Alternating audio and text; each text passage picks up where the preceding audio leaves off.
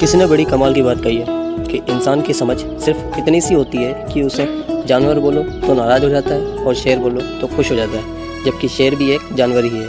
Hello दोस्तों, मैं राहुल कुमार। एक छोटी सी कहानी। ये कहानी है एक ऐसे टीचर की जो छोटे से गांव में पढ़ाते थे।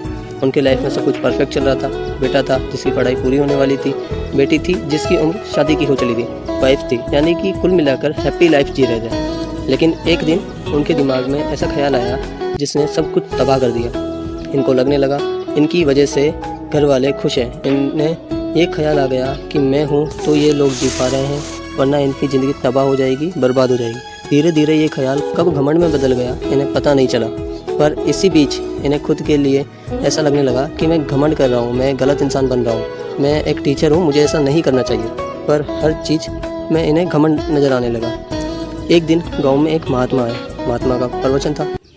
सुनने के लिए वो वहाँ पे पहुँचे और वहाँ पे जब जाके पहुँचे सुनने के लिए तो वहाँ पे पता चला कि टॉपिक घमंड का ही था। बाबा जी बता रहे थे कि दुनिया में किसी को भी घमंड नहीं करना चाहिए।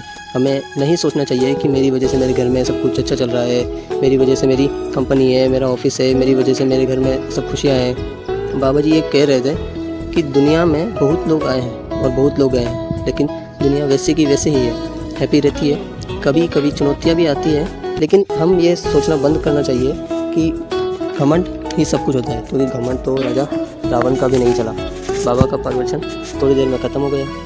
प्रवचन ख़त्म होने के बाद ये मास्टर जी पहुँचे बाबा जी के पास और बोले कि महाराज, अच्छा लगा आपका प्रवचन सुनकर। आपका टॉपिक ही था जिसके बारे में मैं परेशान हूँ। मुझे लगने लगा है कि मैं घमंडी हो गया हूँ। बाबा बोले, क्या सवाल है, मुझसे पूछो। तभी मास्टर साहब बोले कि मुझे ऐसा लग रहा है कि मेरी वजह से मेरे घर में खुशियाँ आए, अगर मैं चला गया तो ये लोग परेशान हो जाएंगे, बर्बाद हो जाएंगे। तो बाबा ने कहा, एक काम करो, तुम 2 साल के लिए सब कुछ छोड़ के चुपचाप बिना किसी को कुछ बताए शहर चले जाओ और वहाँ जाकर काम करो, आराम से रहो। तब इसने कहा कि महाराज ऐसे जाऊँगा तो ये सब परेशान होंगे, टेंशन करेंगे कि कहाँ चला गया। बाबा बोले, सब कुछ तुम मुझ पर छोड़ दो। और ये सुनकर ये साहब वहाँ से चुपचाप चले गए, वहाँ जाकर रहने लगे। यहाँ गाँव के अंदर बाबा जी ने ये बात फैला दी कि मेरे आश्रम में शेर आ गया और आके यहाँ से एक वक्त उठा के ले गया, उसकी मृत्यु हो गई है। मास्टर साहब की फैमिली को मालूम चला, घर के सभी लोग परेशान हुए। गांव के लोगों ने कहा कि परेशान मत हो, सब कुछ सही रहेगा, सब कुछ सही हो जाएगा। गांव वालों ने पैसा इकट्ठा किया और जो बेटी थी उसकी शादी करवा दी। और गांव में एक सेठ थे, उनके घर पे बेटे को काम मिल गया, सब कुछ सही हो रहा था।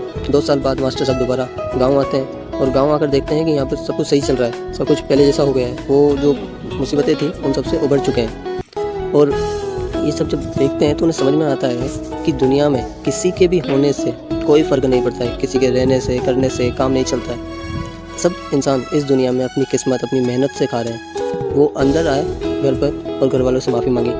हम बहुत बार घमंड करते हैं, गलत सोचने लगते हैं। मैं आप सभी से बोलना चाहता हूँ कि लाइफ में किस्मत का भी मिलता है, मेहनत का भी मिलता है। किस्मत को हम बदल सकते हैं अगर हम अपने कर्म बदल लें तो। अच्छा काम करोगे तो अच्छा रिजल्ट मिलेगा। और अगर आप भी अच्छा काम करके अपनी ज़िंदगी बदलना चाहते हो तो आज ही नीचे दिए गए नंबर पर कॉल कीजिए और जानिए क्या है वो जिसने लाखों लोगों की ज़िंदगी को बदला है।